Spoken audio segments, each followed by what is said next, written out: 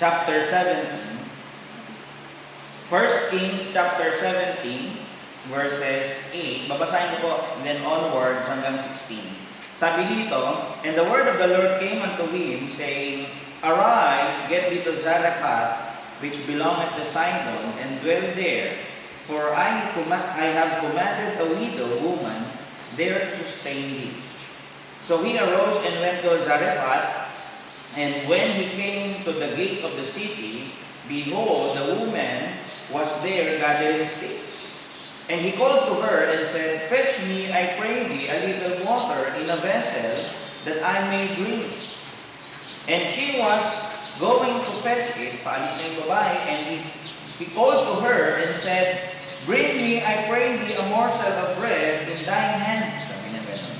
So verse 12, and she said, As the Lord thy God liveth, I have not a cake, but an handful of meal in a barrel, and a little oil in a cruse, and behold, I am gathering 2 sticks, that I may go in and dress it for me and my son, that we may eat it and die. And Elijah said unto her, Fear not, go and do as thou hast said, but make me thereof a little cake first. Wala problema dun sa sinabi mo, pero ikaw muna. Ito yung munang gawin mo. Do as the Lord says sa'yo. Sabi niya, and bring it unto me, and after make for thee and for thy son. Verse 14, For thus saith the Lord God of Israel, the barrel of meal shall not waste, neither shall the cruse of oil fail. Sabi niya gano'n. Hindi mababawasan. Sabi niya, until the day that the Lord sendeth rain upon the earth. Ang idea ay magpo-provide ang Panginoon sa kanya. Unahin mo muna akong bigyan, and then the Lord will provide para sa iyo. Trust the word of God, yung kalooban niya, gawin mo muna yung sinabi niya. And then, ginawa ng babae, inuna niya talaga si Elijah. Sabi sa verse 15, and she went and did according to the saying of Elijah. He believed yung words ni Elijah, yung words ng Panginoon. Yung hope niya, iniasa niya doon. And she, sabi rito, and she and he and her house did eat many days. At siya yumaon at ginawa, so verse 16, and the barrel of meal wasted not, neither did the cruse of oil fail, according to the word of the Lord, which is spake by Elijah. Dito may kita natin na after niya gawin yung sinabi ni Elijah, yung sinabi ng Panginoon, pinakita rin ng Panginoon yung kanyang katapatan at sumagana. Hindi naubos yung kanyang pagkukunan ng harina, yung pagkukunan niya ng oil, para doon sa baking niya, hindi rin hinayaan ng Panginoon na maubos ito. Ano daw ito? As I study, anabot daw ito ng almost a year. Matagal siyang binigyan ng Panginoon ng provision. Pero again, the title of my message is A Mother's Way. Let us bow our head and pray. Lord, and Sarah nito, you guide us, give us understanding sa passages na ito. We pray to see you. We pray na convict our hearts ngayong araw.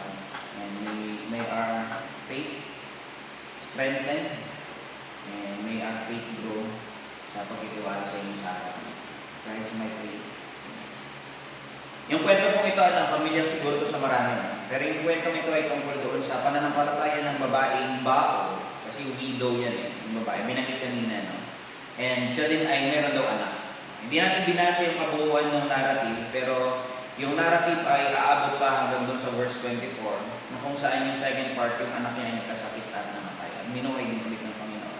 Pero ito, simple po yung narrative natin. Makikita natin dito na, kumbaga, yung situation nila at this point in time, pag binasa natin yung kabuuan ng chapter 17, mapapansin natin na meron niyang tagutom. Okay? Kaya sabi nga diyan sa verse 1, and Elijah the Tishbite, who was of the inhabitants of Gilead, said unto Ahab, As the Lord God of Israel liveth, before whom I stand, there shall not be dew nor rain this year, but according to my word. Sabi, hindi na magkakaroon ng ulan. Ibig sabihin, dahil walang ulan, walang hamog, walang makakapagtanim, walang makakapag-ani, so in short, magkakaroon ng shortage, magkakaroon ng famine. So yung point in time na ito, na naghahari ay si Ahab, kumbaga yung mag-asawang ito with Queen Jezebel, dinala nila yung bayan ng Israel sa pagsamba sa mga Diyos-Diyosan. Ganyan na nangyari dito. At bilang paghatol ng Panginoon doon sa kanilang mga ginawa, ay nagpadala ang Panginoon ng famine, according to sa word ni Elijah. Dito may kita natin, kahit ganun yung nangyari sa buhay ni Elijah sa chapter 17 and sa verse 2 onwards, may kita natin na kahit mayroong taggutom, pero yung mga anak ng Panginoon, hindi hinayaan ng Panginoon na magutom sila. Kasi sabi rito sa verse 2, and the word of the Lord came unto him, saying, Get thee hence, and turn thee eastward, and hide thyself by the brook Cherith that is before Jordan, and it shall be, thou shalt drink of the brook, and have commanded the ravens to feed thee there. Kita nyo dito, yung gagamitin ng Panginoon ng instrument para kay Elijah ay yung mga ravens, tapos yung inumin, nandiyan yung inumin. Baga, pinag-provide ng Panginoon ng water supply para sa kanya. And then pagkatapos nung naubos na yung mga yon, sa verse 6, sabi rito, verse 7, And it came to pass after a while that the brook dried up because there had been no rain in the land. Sabi nga nun. Nung naubos natin, dumating na yung word of the Lord kay Elijah, pinapupunin na doon sa lugar ng Zarephath, kung saan inutusan doon ng Panginoon, providentially, yung babae para siya ay pakanin, ay mag-survive din. Ganun na nangyari dito. Dito may kita natin na inutusan ng Panginoon si Elijah na pumunta doon sa Zarephath. Kung di po ninyo maitatanong, no? Subukan natin itanong kasi when we study yung Bible, ganda naman, di ba? We try to ask questions and we try to answer yung question based on sa text natin as we study yung passages.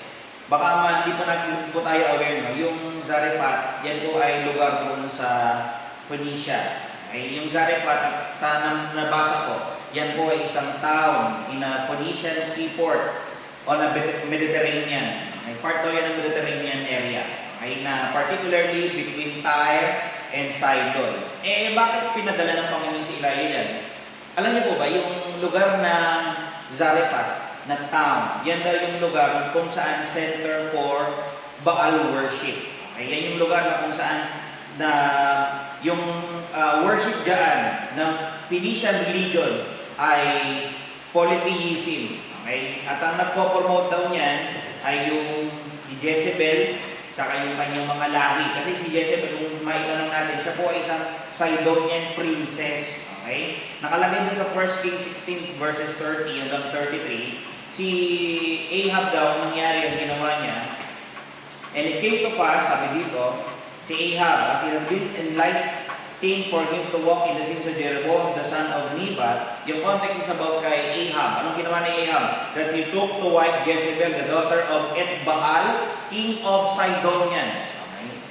So may kita natin dito, and then sabi dito sa verse, and went and served Baal and worship him. Nakita niyo nangyari kay Ahab? Nag-asawa siya ng babae na idolatrous. Then later on, yung worship ng babae na yun, na-introduce sa kanya, in-embrace niya, pre-promote niya ngayon sa bayan ng Israel. Ganyan na nangyari po, kaya huwag tayong magtaka kung bakit pinarusahan ng Panginoon yung bayan ng Israel at this point in time. Kasi nga, they are in sin, nakakasalanan sila. Masakit dito, yung supposed to be na leader nila, na akayin sila, political leader nila at that time, si King Ahab, daling sila sa pagsamba sa Panginoon. Pero ang ginawa niya, dinala niya pa yung nation of Israel sa pagtalibod sa Panginoon. Yan yung makikita natin.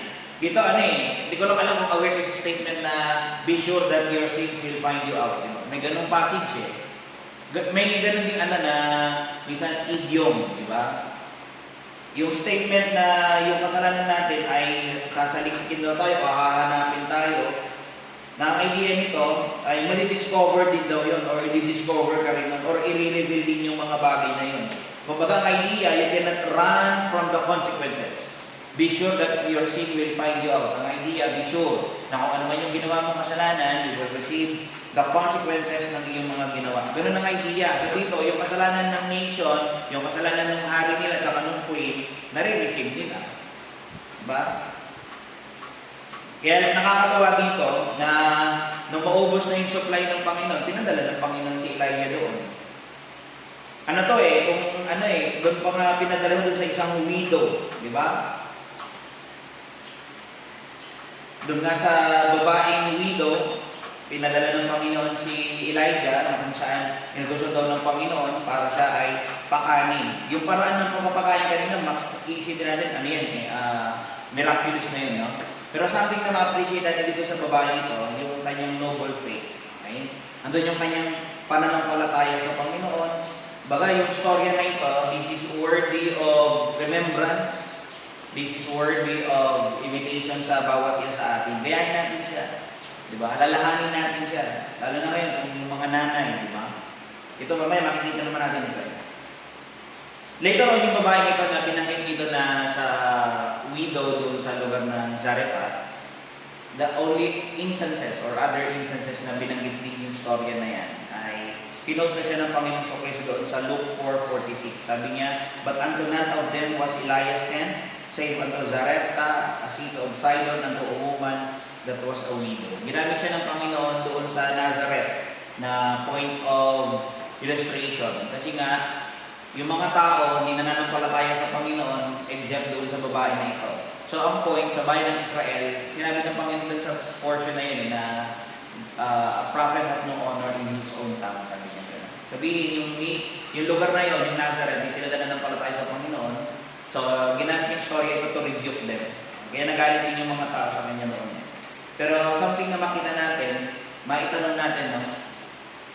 To realize na sinend ng Panginoon si Elijah dito sa babae nito. Baka may tanong natin, bakit nga? Bakit siya sinend doon? Kung yung area na yun, alam natin, center for Baal worship din naman yan. Dito, ang ganda mga kapatid, kasi yung dahilan kung bakit pinadala doon, kasi to strike at the very heart ng worship ng kay Baal. Okay? Kumbaga, ito yung lugar na wino-worship si Baal at hindi ang Panginoon. Pero dito may kita natin, sa gitna ng mga yon, may mga tao palang nananampalataya din sa Panginoon na tunay.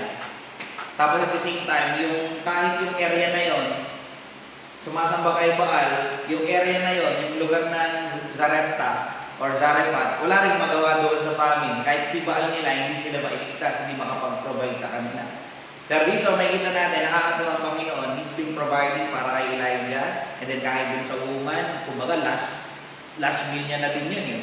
Pero dito, may kita natin, pinadala ng Panginoon si Elijah doon to strike at the very heart noong Baal worship. Pinapakita dito na ang Diyos ay higit kaysa kay Baal. Sabi na rin sa akin na the miraculous healing of Elijah, the widow, and her household showed that God's power was greater than Baal's, even in Baal's home country. Di ba? Di ba, di niya mailigtas yung country niya eh. Pero ang nagligtas doon, makikita natin, ay ang Panginoon. Dito, God is making a testimony in this place. Doon sa idolatrous place ng Zarephath, doon sa mga tao doon sa babae, doon kay Ahab, in a way, doon kay Queen Jezebel, na ang testimony na doon sabihin ng Panginoon is that God alone is God in all the earth. Ang Diyos lang yung nag-iisang Diyos sa sangkalupaan. Na yung mga idols natin yan. Nalala niyo sinabi sa Psalm 115 verse 3, "But our God is in the heavens, He hath done whatsoever He hath pleased." Yung abode daw ng Panginoon ay sa heaven. Pero may kita natin dito, kinontras dito sa verse 4 ng Psalm 115, yung between God and yung idols. Ang Diyos kaya niyang gawin na ng gusto niya. Nagliligtas siya, makapangyarihan siya. On the other hand, yung mga idols, yung mga, sino ba yung mga yan? Sabi sa verse 4, "Their idols are silver and gold, the work of men's hands. They have mouths, but they speak not. Eyes have they, but they see not. They have ears, but they hear not. Noses have they, but they smell not. They have hands, but they handle not. Feet have they, but they walk not. Neither speak they through their throat. That make them, they that make them are like unto them, who is everyone that trusted in them." Anong idea? Yung mga gumagawa daw sa kanila ay magiging katulad din nila. Ano ba sila? Impotent, diba? Futile, walang kwenta. Walang magagawa. So, why will you trust doon sa mga idols na yan? Yun yung gusto ng Panginoon ipa-realize doon sa mga tao na hindi yung sinasamba ninyo mga rebulto, yung ang tunay na Diyos, ako yung tunay na Diyos, hindi kayo kaya iligtas niyan. Pero ako, yung Diyos ni Elijah, yung Diyos ng babae doon sa Sarepta or sa Zarephath, siya yung tunay na Diyos, yung Diyos ng bayan ng Israel na tinalikuran ni King Ahab, ng kanyang asawa David, tsaka ng nation ng Israel. Yan yung bagay na gusto niyang ipa-realize doon sa mga tao na yan, that there is no other that can save except God. Ang Diyos yung Diyos hindi lang ng Zarephath, Sabi nga dito, yun ang pinapakita ng Panginoon, Diyos siya doon sa bayan ng Israel, Diyos siya doon sa Zarepta, kahit saan ka ng lugar, whatever place na maiisip mo. Kung naalala, aware kayo doon sa storya, nung time na in-invade ng mga, may digmaan between Israel and Syrians, natalo na sila doon, natalo sila ng yung mga Syrian, natalo sila ng Israel doon sa mga sa hills. Pero iniisip ng mga kalaban, ay baka di na nila tayo kaya talunin doon sa valleys. Kaya lang sabi ng Panginoon, nagkakamali kayo. Dahil ba sinabi nila, sabi doon sa 1 Kings 20:28, sa second part, because the Syrians have said, the Lord is God of the hills, but He is not God of the valleys. Yan ang daw sabi nila. Pero sabi ng Panginoon, therefore, will I deliver all this great multitude into thine hand, and ye shall know that I am the Lord. It doesn't matter, valleys, hills, plains, whatever ang naiisip nyo, anong land formation yung naiisip nyo, ang Diyos ay kayang magligtas. Yun ang point dito Katulad din yan nung sinabi ni Naaman, yung realization niya. 2 Kings 5:15, and he returned to the man of God, he and all his company, and came and stood before him, and he said, behold, now I know that there is no God in all the earth but in Israel. Now therefore I pray thee, take a blessing of thy servant. Take note yung part, behold, now I know that there is no God in all the earth but in Israel. Na-realize ni Naaman yung bagay na to. Na-realize ng widow yung bagay na to. Alam ito ni Elijah. Ito yung dapat na ma-realize ng mga tao na kung saan ma-realize ng bawat isa na walang katulad ng Diyos. Sabi nga ng Exodus 15, who is like unto thee, O Lord, among the gods. May katulad ba siya? Katulad ba niya si Baal? Hindi. He's far greater doon. He's incomparable nga doon sa mga yun Kasi di naman nag-e-exist yun Sabi niya, who is like thee, glorious in holiness, fearful in praises, doing wonders. Ano ba yung mga wonders na kaya niyang gawin? Na hindi kaya gawin ng mga Diyos-Diyosan doon sa Egypt. Di ba? He sent 10 plagues. Walang nakapagligtas doon sa sa mga plagues na pinadala ng Panginoon. Kahit yung mga Diyos-Diyosan na inaari ng mga Egyptian, hindi sila nailigtas. Nagpadala siya ng plagues, dinivide niya yung Red Sea, nag-provide siya ng bread, nag-provide siya ng water, nag-send siya ng rain. Kaya yung gawin lahat ang gusto niya. He's sovereign. He's almighty. He's powerful. At this point in time, yan ang pinakita niya kay Elijah. Yan ang tinuturo din niya dun sa babae. And dun sa story natin, hindi lang tinuturo dun sa dalawa, dun sa bata na anak ng babae, and even dun in a greater context, dun sa community na yun, or town, or in a larger context, dun sa kabuuan ng buong Phoenician province na yan. At the same time, dun sa kabuuan, pati dun sa nation of Israel, ito yung gustong iparealize ng Panginoon na ang Diyos ay nag-iisang Diyos, na siya'y makapangyarihan. Ngayong araw, nakakatuwa, dito sa lesson natin, nakita natin dito yung yung babae na bao or wala nang asawa, at the same time, meron siyang anak, so nanay siya, na kung saan niligtas siya ng Panginoon dun sa severe famine. Sabaw, marami tayong malalaman about sa kanya. Yung nationality niya, alam natin. Very plain, makikita natin dito yung kanyang yung nationality niya, Zarephath siya. Gentile nga siya yung sabi natin Andun yung mga opportunities niya. Experience siya yung pagliligtas ng Panginoon through famine, nag-provide sa kanya na makakain. And then later on, yung anak niya nagkasakit, pinagaling ng Panginoon. Then makikita natin dito yung pananampalataya ng babae na kung saan all the more ay pinapalalim ng Panginoon yung pagkakilala niya about sa Diyos ng bayan ng Israel. Through doon sa kanyang mga experiences. Na-experience yung kapangyarihan ng Diyos, na-experience yung grace ng Diyos, yung mercy ng Diyos, yung provision ng Diyos, yung providence ng Diyos. Hindi naman aksidente na nagkatagpo sila ni Elijah. Kahit din sa mga most painful situations ng kanyang buhay. May mga dito pa, kung baka hindi natin napapansin. Pero marami siyang pinagdaraan ng masakit. Imagine being a widow. Nahirap iwanan ng mahal sa buhay. Yung husband niya. Tapos kasama niya yung anak niya. Wala kung may iba pa siyang mga relatives. They are suffering the same thing. Mayroong famine, ang gutom. Diba? Tapos dito makikita natin na yung anak niya later on namatay po, matinding tragedy nito. Sa story kasi natin pinagaling yung bata. Pero kung iisipin natin, nawalan siya ng asawa, then period of time, nagka-famine naman, and then na-survive nila konti, nakasurvive sila ng taon, and then pagkatapos nun, namatay naman yung anak na. Isipin natin, grabe yung ng life experiences ng babae nito, no? Pero nakakatawa dito kasi nga, pinalalago siya ng Panginoon, pinatitibay yung kanyang pananampalataya. Dalawang bagay, particularly yung event na gusto ko ay tingnan natin thoroughly. Yung una ay yung the providing for her in the famine and the raising of her son back to life. Yung una, the providing for her in famine. Yung pangalawa, the raising of her son back to life. Yung una is the providing for her, or provision for her in famine. Ano to? Napakahirap ng situation kasi taggutom eh. Kumbaga famine eh. Merong scarcity ng kanilang resources. Ito yung time na as we study ito kung pag-aralan natin thoroughly, mapapansin natin dito, and then other readings, na yung famine daw dito is almost 3 years na walang rain. Tagal na. Kung isipin natin, mahirap to kasi 3 years na palang walang masaka, walang harvest. Kumbaga, most likely, yung mga nag-imbak, yun na lang yung binibenta, as mahal pa yung presyo, kaya tipid na tipid. Mahirap, kahit yung mga animals namamatay pag mga ganitong pagkakataon eh. Tapos itong babaeng ito, sa ganyang situation, wala na yung husband niya, tapos siya, yung anak niya, with her, inaalala niya paano mapoprovide sa kanyang anak, pinapalaki ng anak niya. Napakahirap kasi yung burden ng family na sa kanya na.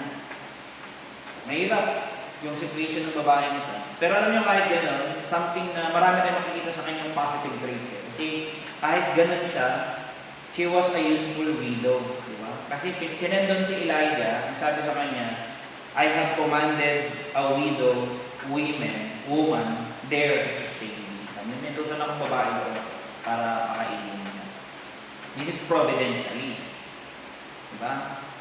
Hirap na nito, pero nakakatawa sa kanya kasi bakit? Kahit na nasa situation na yun, napakahirap. Binibear niya yung responsibility ng family niya, palakin yung kanyang anak, tapos lahat ng labor dun sa family niya. Something very beautiful na ma-appreciate is ginagamit siya ng Panginoon. Diba? Ginamit siya ng Diyos para ma-accomplish pa rin yung purpose ng Diyos para dun kay Elijah. Pati dun sa babae na personally, then para din dun sa kanyang anak. At then, marami kang makikita sa kanya eh. Tapos nang nakita na sila ni Elijah, and when he came to the gate of the city, behold, the widow woman was there gathering of sticks. Diba? Nakita mo rin yung kanyang pagiging masipag. She was an industrious woman. A useful woman, industrious woman. Ano mo to? Dito sa amin sa Ilocos, usual dito yung mga babae na nagkakahoy. Kasi most likely, nagkakahoy din madalas yung mga lalaki, pero usually mga babae kasi ginagawa nila yung during day, at yung mga lalaki na usually ng work. So kaya yung mga babae na fetch na sila ng mga kahoy. Minsan uling. Yung mga kapatid na iba dito, na uling. Okay, gumawa sila ng ito, bago magtag-ulan, ito yung time din na nag-uuling na yung iba. Para during rainy season, ay meron silang ginagamit na kumbaga, renewable energy ito. Kumbaga, hindi sayang, no? Kasi yung kahoy na i-turn into coal. Ganun ang nangyari.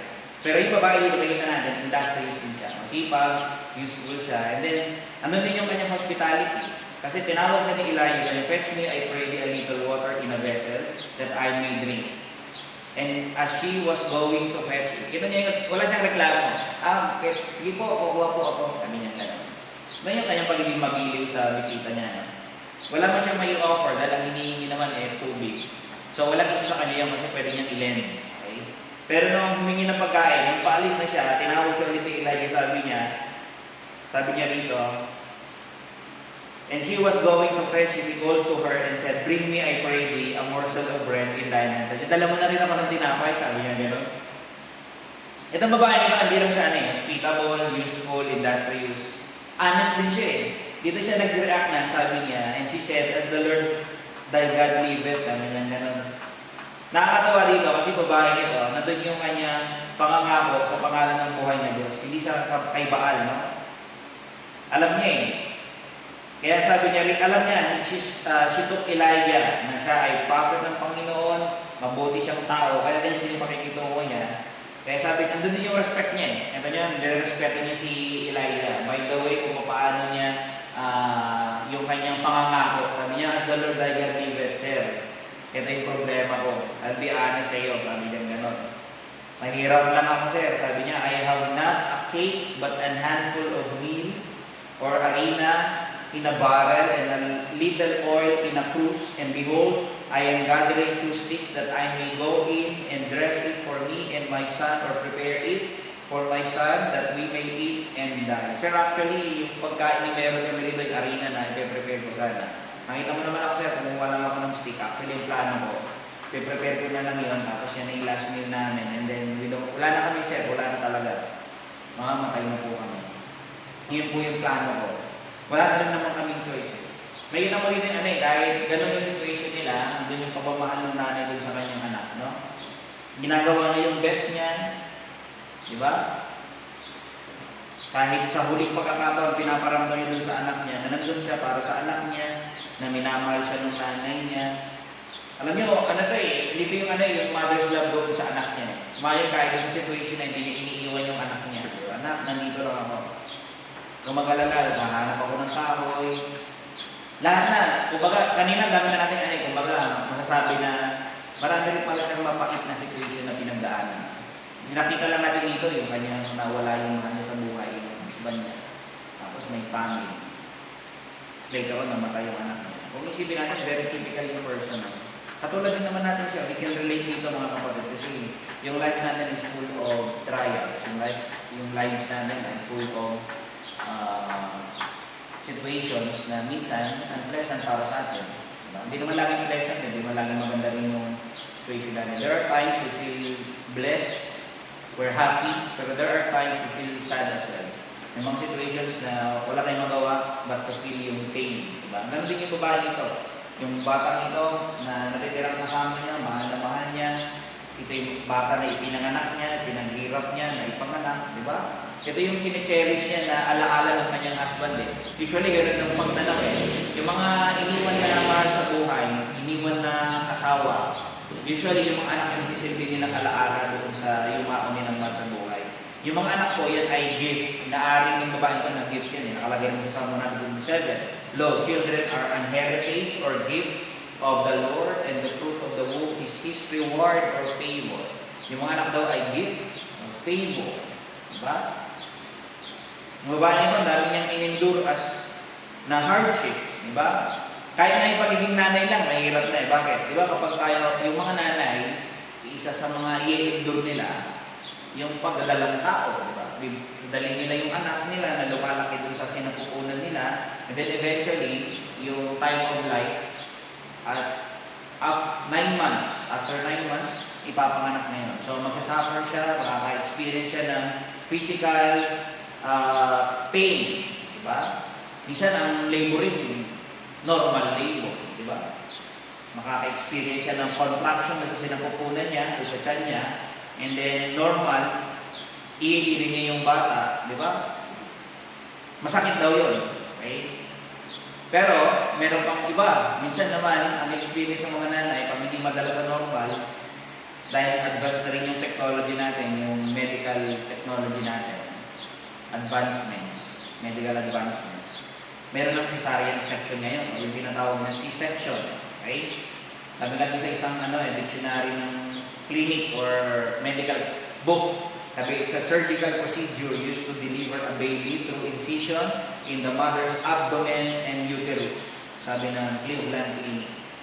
It is a bikini cut in the lower abdomen of uterus or matrice. Yun yung uterus, ito yung matrice, yun yung bahay bata o sinapupunan. When it happened, it was under anesthesia and it takes 4 to 6 weeks for recovery. Sabi nga no. Tagal din, mahirap po, no? Hindi ko alam most likely nung unang panahon naman, mga normal, ito. Yung babae nito, nonetheless, makita natin yung experiences sa buhay. One thing yung iniwan siya ng asawa niya, pero another thing, yung maghirap din siya physically. Tapos mayroon pa siyang another, yung mga situations niya, di ba? Yung mga nanay daw, ano daw kapag nanganganak, hindi lang naman daw yung panganganak yung pain eh. Minsan may mga na-experience pa sila furthermore doon na mga ibang experiences. May mga nakakaranas ng emotional pain. Hindi lang physical pain, meron din daw mga emotional pain. Di ba? Meron yung tinatawag na baby blues. Medical to in a medical perspective. Meron daw mga postpartum blues. May ang mga symptoms daw, nagkakaroon sila ng mood swings. Diba? Minsan umiiyak sila, irritable sila, nag-aalala sila, nagagalit sila, feeling overwhelmed, parang hindi na nila kaya agad, kakapanganak pa lang, 1 linggo pa lang, 2 linggo. Diba? May mga ganun daw, postpartum blues. Pero yung mga ganun situation daw, kapag bago panganak, wala daw namang treatment doon na ino-offer. Kundi yung help lang, support lang sila. Tulungan, yun ang idea, yun ang point. Para hindi sila masyadong mahirapan, tulungan sila sa pag-aalaga ng bata. Pero may mga sinasabi doon, mga experiences daw na minsan, in a medical perspective. Okay? Meron daw mga postpartum depression, meron daw may intense and long-lasting sadness. Doon yung irritability, anger, lack of energy, and feeling of emptiness. May mga ganyan silang mga experiences. Minsan may mga postpartum anxiety, yung racing thoughts, kung ano-ano ang iniisip nila to the point, hindi na makatulog. Kapag ganun daw yung siyempre kailangan ng nanay ng tulong. Paano siya makakatulog? Encourage sila, tulungan natin sila. Yung mga may baby pa ngayon, yung mga husbands, tulungan niyo yung wives ninyo. Diba? Para din sila mahirapan, hindi sila maka-experience ng ganito na parang yung weight ng pagpapalaki ng anak, parang lahat lang nasa kanila. So yung mga husbands, parang typical kasi sa atin, yung mga husbands, basta nagtrabaho, okay na. Parang bahala na yung babae. Diba? Pero kahit na yung babae, plain housewife, nahihirapan pa rin how much more pa yung mga working moms. Diba? Kaya so dapat, even doon sa pagpapalaki ng anak, yung mga newly birthed mother, yung mga bagong panganak, yung husbands, tulungan nyo sila. Hindi naman pag bagong panganak, kahit yung lumalaki na yun, 1 year old, 2 years old. Alagaan nyo din, para may time din yung nanay na makagawa ng ibang bagay. May naman po recently na as she talked sa akin, may baby siya mali. Na-realize ko din na yung mga nanay din pala, may gusto rin ibang gawin. Sa pag-usap ko sa kanya, this may be hindi majority, pero she's just saying yung experience niya, na may mga times talaga na parang rin siya yung nauuma, kumbaga na bored, na paulit-ulit, padede ng bata, timpla ng bote, magbabantay, papaligo. Minsan, parang ine-expect niya na yung husband, pag umuwi, siya naman doon sa bata para makagawa siya ng ibang bagay. Para magbago lang yung setting or environment. Yung gano'n. Pero minsan, ang bagsak, siya rin yung mag-aalaga. Parang nakita ko din na sometimes yung mga nanay, gusto rin nila ng ibang experience. Makapag-win konti, hindi naman totally kasi alam naman yung responsibility niya. Pero sana mabigyan lang siya ng space para makahinga din. So yung mga husbands, be considerate sa part na to.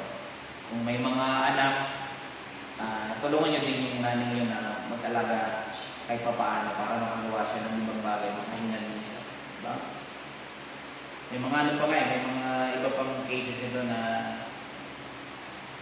yung ibang experiences Yung nabasa ko nito yung postpartum psychosis. Ito medyo delikado na pang symptoms ito. May mga paranoia, hallucination, and delusions or confusions. Ano to? Due to dun sa childbirth. Yung mga ganun sila na experience. Pero alam niyo, this is something na experiences or possible experiences ng mga nanay after childbirth. It varies from person to person. Hindi lahat ng nanay ganito experiences. Okay? Pero something na makita natin, we're sure na sa lahat ng nanay, most of them, andun yung kanilang pag-aalala sa kanilang mga anak, paano nila palalakihin, andun yung pagmamahal nila doon sa kanilang mga anak. Diba? Pero yung mga nanay, let me encourage you yung umaga, no? Katulad din ng sinabi ni Peter doon sa mga brethren, doon sa dispersed, yung mga nagsikalat na kapatid. Sa 1 Peter 3:6, even as Sarah obeyed Abraham, calling him Lord, whose daughters ye are, as long as you do well and are not afraid with any amazement. Ang idea nito, karon huwag kayo matakot na. In whatever things na i-face mo dun sa mundo ito. Not to fear whatever na harapin ninyo. Ang point ni Peter doon, kasi maraming experiences yung mga nanay. Kung ano man yung ano mo, ang idea na is keep trusting God, magtiwala ka sa Diyos, huwag kang matakot. Parang sinabi ng Ellen ni Elijah, fear not. Yeah? So yung mga nanay, kayo matakot, kayo mag-alala. Kaya this is very important din. No? Kaya ano to mahirap na yung mga anak. Pag pinanganak mo, may mga possible experiences pa yung nanay na pwede niyang maramdaman. Kaya yung mga husbands, isupport niyo yung wife ninyo para makakuha rin sila ng tulog na maayos, may proper nutrition din sila, tapos may time din sila na makapag-recover kasi kapag hirap naman kung lahat siya, pagod na pagod kapag panganak lang, parang hindi rin siya makarecover agad. Mas mabilis siya makarecover kapag tinulungan natin siya. Diba? Minsan ito yung parang neglect. Sometimes husbands neglect yung ganitong point ng kanilang married life. Na kapag nagkaroon sila ng anak, minsan yung husband hindi natutulungan yung wife na focus sa work o pagod na. Husbands believe, you need to take an extra effort para tulungan din yung nanay. Diba? I-prioritize din, hindi lang yung child ninyo.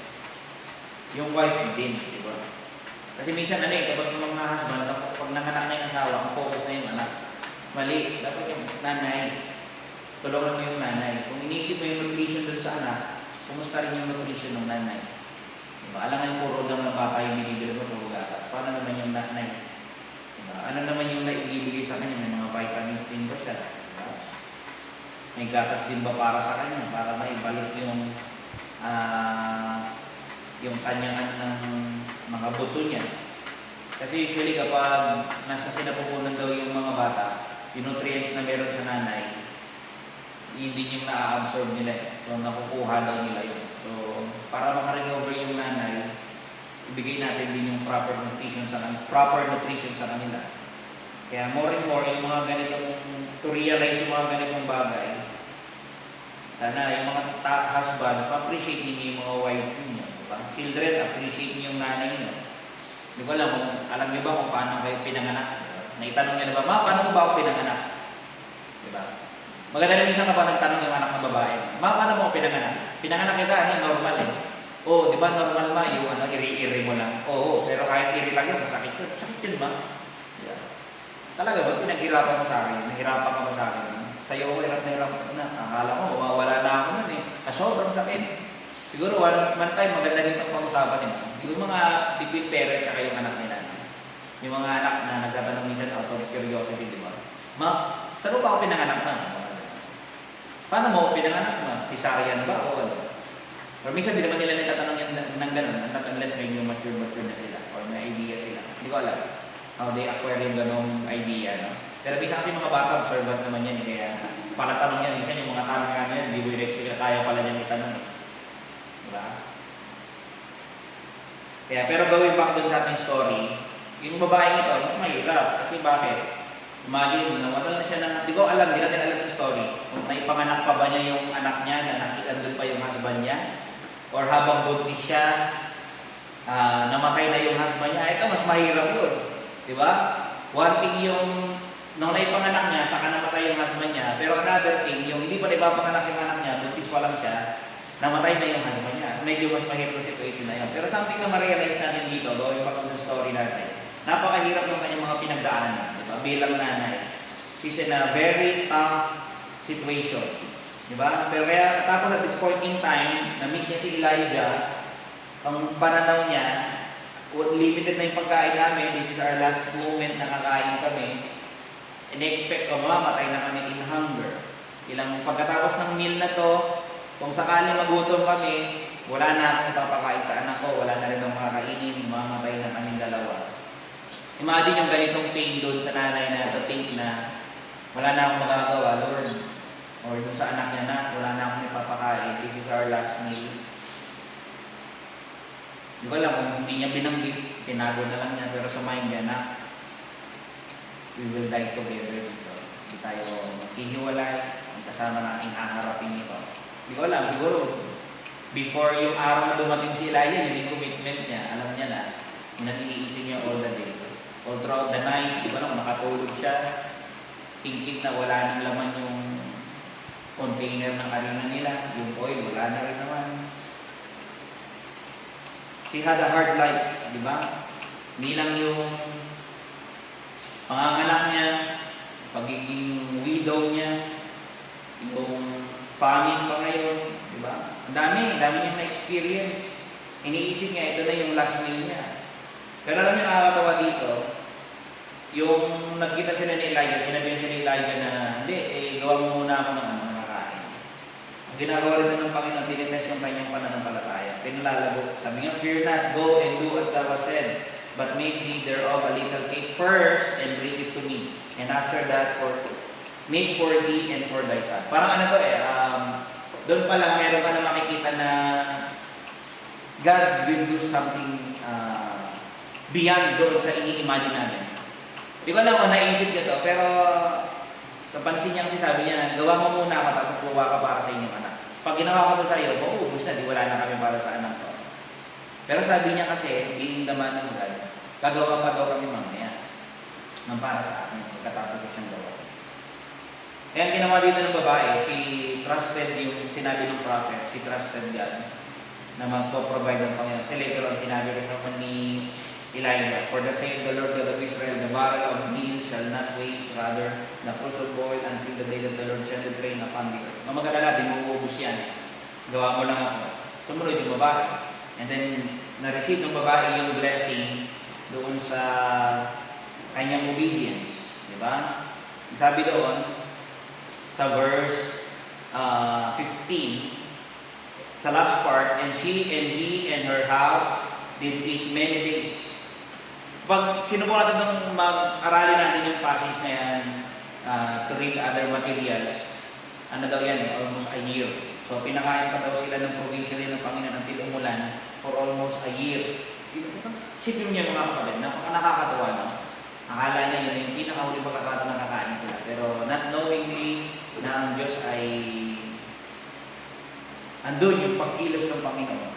Dininig yung kanyang panalangin, pinakain pa sila ng Panginoon. Then sabi sa verse 16, and the barrel of meal was wasted not, neither did the small container of oil fail, according to the word of the Lord, which is spake by Elijah.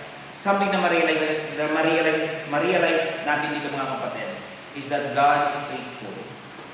God miraculously helped yung babae ito by providing for her and her son. Ito niyo dito yung yung pananampalataya din ng babae doon sa Diyos ng bayan ng Israel. Sabi niya ng prophet, gawin ko to, then nagmako ang Panginoon, Lord, as you said so, gagawin mo po. Diba? Ngayon, alam natin yung Diyos ng bayan ng Israel, sa time natin kasi greater yung revelation natin, na nagkataong tao ang Panginoong Jesus, He being God, diba? The God incarnate. Nung dumating siya dito, sabi niya, all power is given to me in heaven and in earth. Lahat ng authority na sa Kanya, lahat ng kapangyarihan na sa Kanya. He's sovereign, He's almighty, He's powerful. Katulad din ng Diyos na kinikilala ng babae nito at this point in time. Diba? Kasi isa lang naman silang Diyos. This is just very beautiful na ma-realize na akala niya, ito na yung end niya, ito na yung wala nang skip yung situation na to. Pero God, in a mighty way, providentially, He sent Elijah, diba? To bring blessing din sa babae din ito. Kaya lang, yung story hindi natapos dito eh. Kasi if we try to read yung verses 17 hanggang 24, makikita natin dito na yung babae, tingin nyo sa verse 17. If you'll read sa verse 17, and it came to pass after these things that the son of the woman, the mistress of the house, yung namamahala, fell sick. Kasakit daw yung bata, and his sickness was so sore, sobrang severe, ang tindi daw ng lagnat niya, that there was no breath left in him. Baga, ikinamatay niya yung sobrang lagnat na yun. Ito yung magkasakit yung anak mo, nag-aalala ka na. Pero another yung namatay pa yung anak mo, mas matindi eh. Diba? Minsan ito yung kumbaga ayaw itong ma-experience sa mga nanay. Hanggat maaari ayaw magkasakit yung anak ko. Kasi sinasabi pa nga, naririnig namin kahit mga tatay, di ba, ako na magkasakit, huwag lang yung anak ko. Ganun tayo kaingat, ganun natin kamahal yung mga anak natin. Kayo, ganun ninyo, yun ang iniisip niyo. Pero itong situation na to, walang magawa yung nanay kasi yung anak niya nagkasakit. To the point na yung anak niya ay namatay. Kaya dumating dito, nag-question siya ngayon sa verse 18. And she said unto Elijah, What have I to do with thee, O thou son, O thou man of God? Art thou come unto me to call my sin to remembrance and to slay my son? Dito sabi ng isang komentary, ano kung sinasabi ng babae dito? Yung babae daw dito, she seems to be now conscious of some secret sin, which she had either forgotten or too carelessly passed over, and to punish this, she supposes the life of her son was taken away. Nagkakaroon siya na presumption. Siguro dahil may kasalanan akong nagawa, naalala may naiisip siguro siya, ito yung ginawa kong kasalanan dun eh. Siguro napabayaan ko na, hindi ko inayos. Siguro dahil dito kaya nangyari yung mga bagay na ito, ganun yung sabi niya eh. Sabi ng commentator, it is mostly in times of adversity that we duly consider our moral state. Minsan ganun naman talaga. Minsan pag may nangyayari, kung masakit sa bahay, sa buhay natin, mahal sa buhay, doon tayo nag-iisip-isip eh. Kung may mga nangyayari hindi maganda, doon tayo nag-iisip. Lord, ginawa ba ako? Kasalanan ko ba ako? Diba? Yung mga outward, sabi nga ng commentator I quote, sabi niya, outward afflictions often bring deep searchings of heart. So maganda rin naman may dulot din maganda kahit minsan yung mga tragedies, mga pain, mga hardships, mga trials sa buhay natin bakit? Dinadala tayo nito para ma-search ng ating mga puso. Lord, is there something wrong sa akin? Diba? Have I done wrong? Mali po ba akong gawa? Kasalanan po ba ako? So, Lord, every time na we are becoming humble sa harapan ng Diyos, sometimes we ask questions kapag may bad things na nangyari sa atin. Yung prophet dito di sumagot. Ang sabi lang niya sa verse 19, and he said unto her, Give me thy son, and he took him out of her bosom, and bit-bit-bit ng babae. Yung anak ko, nabatay na. Diba? Sabi ng prophet, sabi niya, Give me thy son, and he took him out of her bosom, kinuha niya, and carried him up into a loft, where he abode, and laid him upon his own bed. Di ko alam kung ano yung setup ng bahay nila, yung up and down, tapos si Elijah, pinatitira doon sa ibabaw. Di ko alam kung ano yung setup. Pero nandun siya nakikituloy. Parang naalala ko tuloy yung isa pang yung widow din na mayroong anak, diba? May husband. Baga, inaasikaso rin nila yung prophet. Di ba inaasikaso rin si Elijah? Sabi niya, kinuha niya yung bata, ang ginawa niya, nag-pray siya. Sabi rito, sa verse 20, O Lord my God, as thou also brought evil upon the widow with whom I sojourn by slaying her son. Ano ito, kumbaga, yung prayer nito ni Elijah, this is a question, pero andun yung mga arguments niya. Diba? O Lord my God, as thou also brought evil upon the widow with whom I sojourn. Lord, hindi na lang yun. Ito. Kumbaga, ang idea dito, parang sinasabi niya, Lord, widow na siya. Kumbaga, madami na siyang affliction, tapos na-afflict pa siya ngayon. Wawa naman siya lalo, Lord. Diba? Yung mga bata, mahirap din sa magulang yung yung walang support o walang anak. Kasi bakit? Walang mag-support eh. Kumbaga yung mga anak, nagsisilbi din silang support na kapag dumating yung time na yung magulang matanda na, hindi nila kaya. Yung anak yung aalalay sa kanila. Kung itong pagkakataon na ito, yung babae, tumanda, tapos namatay yung anak. Yun ang sinasabi ni Elijah sa Panginoon, tuwawa naman siya. Dami niya ng affliction na naranasan, tapos widow na siya, tapos nawalan pa siya ng anak. Diba? Kapag ganyan yung nangyari, Lord, maganda yung sinabi rin sa commentator dito, na I like it very much. Sabi niya, Lord, parang bagang idea dito, sabi niya, sinasabi ng prophet, she is a widow and an affliction to the afflicted, deprive her not of the great support and staff of her age, yung children. She had given me kind entertainment, Lord, ang mabuti siya sa akin, and let not fear the worst for her kindness to a prophet. Diba? Na parang baka ikasama pa niya yung pag-stay ko dito eh. Parang magiging gano'n eh. Parang baka mamaya isipin ng iba, masama pala nakapagpatirin yung prophet kasi mababatay yung mga anak mo eh. Lalo kang maghihirap eh, Lord. Sabi niya gano'n. Whereby wicked men, kapag gano'n daw ang nangyari, whereby wicked men will take occasion to reproach both her and religion. Lord, kapag ganyan nangyari, mapapahiya siya eh. Diba? Yun ang sinasabi niya. Makakakotsain pa yung religion. Ang ginawa ni Elijah, he stretched himself upon the child 3 times and touched or hinawakan niya and cried unto the Lord, O Lord my God, I pray thee, let this child soul come unto him again. Dito, may nanito dito, he was heard, and the Lord heard the voice of Elijah, and the soul of the child came unto him again, and he revived. And then Elijah took the child and brought him down out of the chamber unto the house and delivered him unto his mother. And Elijah said, See, thy son liveth. Dinala na Elijah yung bala sa kanyang nanay. Seeing her child restored, she exclaimed, and the woman said to Elijah, ito kinatuwa ng nanay, sabi niya, Now by this I know that thou art a man of God, and the word of the Lord in thy mouth is true. Ano nangyari dito? Ano to, nananampalataya na yung ano dito, yung nanay din sa Panginoon. Alam niya kung sino ang Diyos. She worship Yahweh. Diba? Pero anong nangyari dito? Ang nangyari, pinapatibay, pinapalalim, pinalalago ng Panginoon yung pananampalataya ng nanay sa pamamagitan ng more testing na nangyayari sa kanyang buhay. At the same time, her faith was confirmed. Talagang kilala niya ang Panginoon. Yun ang makikita sa story na to, that God sovereignly opened her heart that she may know God. Katulad siya ni Rahab.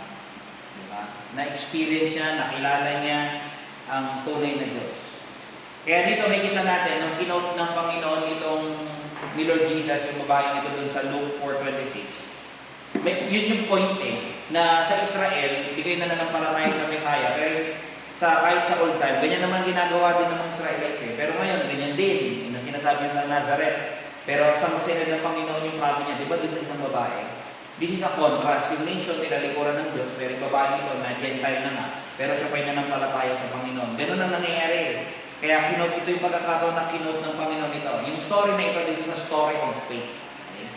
Kaya isipin natin, yung nanay dito, siya yung a mother who has faith sa tunay na Diyos. Diba?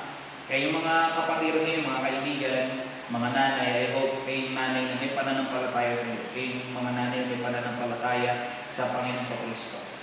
Diba? Kaya dito may kita natin how beautiful yung pagkakapan kasi yung nanay na ito na sa gitna ng Baal worship, pero siya sumasama sa tunay na Diyos. Parang ano din siya, di mo maiwasan ma-picture, katulad din pala ito nila Daniel, sa gitna ng Babylonian Empire na yun, na nag-worship sa mga deities, pero sa kanila, hindi sila nag-bow doon sa malaking bibulto. Diba? Kahit 3 lang sila o 4 na sumasamba sa Panginoon, diba? Katulad din ito, nandun sila at the center ng Baal worship, pero sila mini-worship nila ay ang tunay na Diyos. This is very amazing. Kumbaga, this is like a dagger doon sa heart ni Baal o doon sa place na kung saan wino-worship si Baal. Pinapakita ng Panginoon that Baal is non-existent. Only God is God forever. Let me end with a few things, mga kapatid. Yung babae dito, yung nanay, yung widow, ay sinubok ng maraming ulit. Yan ay same pattern din sa mga mananampalataya. Okay? Our faith will be tested. Diba? Bakit ginagawa ba yan ng Panginoon? Para yung character daw natin ay mag-produce, lumabas. Sabi sa James 1:2, My brethren, count all joy when you fall into diverse trials or temptations, knowing this, that the trying of your faith, yung pag sinusubok yung pananampalataya, produces patience. Diba? Yung mga trials pala natin, it produces more character sa atin, more virtues. Kaya huwag natin baliwalain o huwag natin isyan yung mga trials na yan. Instead, let's be humble, yung mga nanay. Kahit every one of us, hindi lang mga nanay, pero especially yung mga nanay. This is not just a lesson sa mga nanay, again, kundi sa ating lahat. Na ma-realize natin na yung trials were given for our strengthening. Okay? Para sa pagpapalaki sa atin.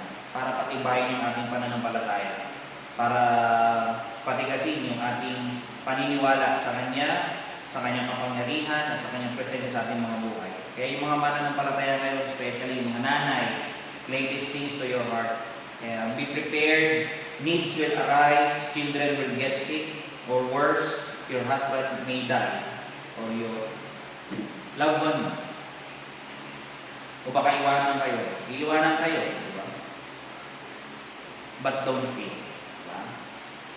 Matutulan natin yung kapangyarihan ng Diyos sa story na to. Na yung na siya, ang Diyos ay dumidinig ng panalangin, alam na yung pinagdaraanan natin, alam na yung pangangailangan natin, alam niya kailangan natin siya, kaya pagtiwalaan natin siya. Okay? Kung tayo may pangangailangan, lumapit tayo sa Kanya. Manatili tayo sa Kanya. Sabi nga ng Panginoon, sa John 15 verses 1 hanggang 7, I am the true vine and my Father is the husbandman. And then may husbandman, may ganun siyang sinabi na phrase, abide in me and I in you. Sabi ng Panginoon. Sa verse 7, abide in me and my words abide in you. Ye shall ask what ye shall will and what ye will, and it shall be done unto you. Ano yung idea dito na abide in me? Ang ibig sabihin ng abide in me is to abide in His Word. To abide in His love, to abide in His Spirit, to walk in a Christ-like life. Abiding in the light. Ano yung point ng abide in me? Ang idea, i-obey mo daw yung word ng Panginoon. Mag-stay ka doon sa word. Ang idea is to live a holy life. Okay? So yung mga mananampalataya, yung mga nanay, live a holy life. Okay? Kahit dumating na yung mga trials na yan, mga pagsubok na yun to test our faith, let's live a holy life. Ano to habang inaaral ko to, natutuwa ako kasi yung pag-inisip natin, parang right there and there, parang lesson ito dun sa nanay, no? Sa lahat ng nanay, sa mga tao na nag-worship sa kay Baal. Diba? Lesson yun dun sa babae at that time, sa mga tao at that time, sa time natin, sa lahat ng nanay, lesson din ito sa bawat isa sa atin. Pero alam nyo, this is also a lesson kay Elijah, the prophet of God. Ito yung mga lessons din na kung saan dinadala siya ng Panginoon. Di ba, pinag-provide ng Panginoon sa kanya sunbrook cherry. Ginamit yung ravens, tapos ngayon ginamit yung babae. And then so on and so forth, marami pa siyang experience sa buhay that God continuously providing para sa kanyang liing naman. This is a lesson also para sa atin. Kaya, it's not just mothers who don't need to fear ngayon natin. Also yung mga ministers, and all of us. If you're a child of God, you don't need to fear. Okay? Kasi meron kang Diyos sa buhay mo. God is on your side. Kaya ngayong araw, let me end, yung mga mananampalataya, mga anak, appreciate your mga husbands, appreciate your wife, appreciate your mother ngayong araw. Alalahanin ninyo yung mga sacrifices nila, alalahanin ninyo yung mga ginagawa nila, alalahanin ninyo yung mga pinagdaanan nila para mailabas ka dito sa mundo, yung mga physical pain, mga emotional pain, something na to mag-convict din sa inyo how you treat yung mga nanay niyo. Diba? Ang daming pinaghirap yung which is true. Kung hindi naman natin hindi-deny yun eh. Pero minsan yung mga anak out of the hardness ng puso nila, it is as though dinideny nila by being disrespectful sa kanila. Yung mga anak ngayon sana maging marespeto kayo sa magulang nyo, lalo sa nanay ninyo. Diba? Lalo na mapalad kayo kung yung nanay niyo yung mananampalataya. And she's doing her best na ipag-pray kayo, lead kayo sa Panginoon, tinuturuan kayo, in-encourage kayo to read the Bible, dinadala kayo sa church. Hindi lang hindi lang nanay. Pero syempre yung mga tatay din. Especially. Diba? Kung yung nanay niyo nakikita yun, nakasabit sa tatay niyo, sa authority, kahit hindi Christian yung tatay niyo, nanay niyo lang yung Christian, o di mas lalo ngayon ma-appreciate niyo sila. Tapos being a good mother or manager at home, kumbaga, count it as a blessing. You are blessed na nagkaroon ka ng ganyang nanay. Diba? Kaya yung mga kaibigan namin dito, na kung hindi pa kayo ligtas, especially yung mga nanay, ito yung nanay na dapat gayahin. Nanay na nananampalataya sa tunay na Diyos, nanay na nagpapasakot sa kalooban ng Diyos kahit din sa kanyang huling pagkakataon. Pero nandun yung kanyang pagtitiwala, nakakatuwa naman kasi diniliver siya ng Panginoon. So, something to realize, there is deliverance dun sa mga tao na tumitiwala sa Diyos. Okay? Mga kaibigan namin, sana maligtas kayo. Kung hindi pa kayo ligtas, sabi ng Acts 16:30, sabi ng jailer, "Sirs, what must I do to be saved?" Paul said, "Believe on the Lord Jesus Christ and thou shalt be saved in thy house." Gawin nyo. Just bow our heads and pray. Lord, in Sarah, we give praise, honor, and glory sa inyo. And thank you po sa lahat. May we lay these things sa mga puso for thy honor and glory. In Christ I pray. Amen. Brethren, this is not our typical service, pero lahat ng mga nasa online, nasa naman kayo, mga nanay, ay Happy Mother's Day, Happy Lord's Day, good morning, and God bless you. God bless you all. And this is our, we're dismissed.